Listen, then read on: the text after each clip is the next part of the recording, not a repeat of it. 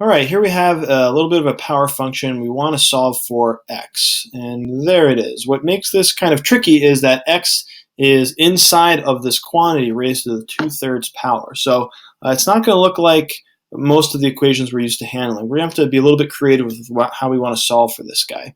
And when I'm looking at this problem, I'm thinking, well, what are the things that stand in my way for this x? Well, I'm being multiplied by 2 for this whole quantity. This whole quantity is being raised to this exponent, and I'm subtracting this -2, or rather I'm subtracting this 2 from x. So all these things need to be handled, and it's very important that we handle them in the right order in order to deal with this type of a problem.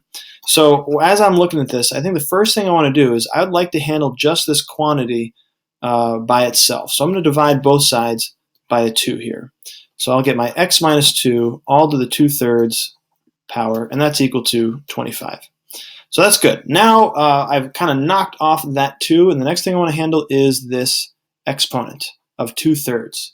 So now we need to be a little bit clever. I would like this exponent to equal 1, because then I wouldn't need these parentheses at all, and I could just solve by adding 2 to both sides.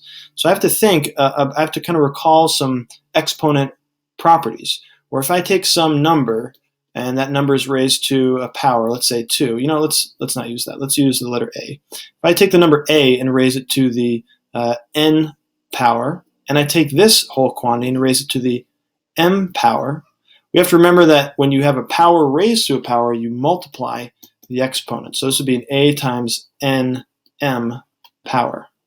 So leveraging that idea, if I take this entire quantity and I raise this to a specific power, I can get these exponents to cancel. So I'm thinking, what do I want to multiply 2/3 by to make that equal a 1? Well, that's going to be 3/2. And whatever you do to one side, you have to do that to the other side. So this is nice. This exponent cancels, and now I have left my x minus 2, and that's really to the first power, so I don't actually need these parentheses here. That's just my x minus 2, and that's going to equal 25 to the 3/2 power.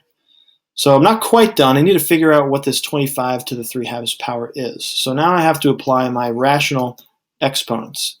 25 to the 3/2 power, remember the numerator is my power and the denominator is my root. So if this is the second root, another way of saying that is it is my square root of 25. I'll figure out what that is, and I'll raise all of that to the 3rd power. So moving right along here, I've got x minus 2.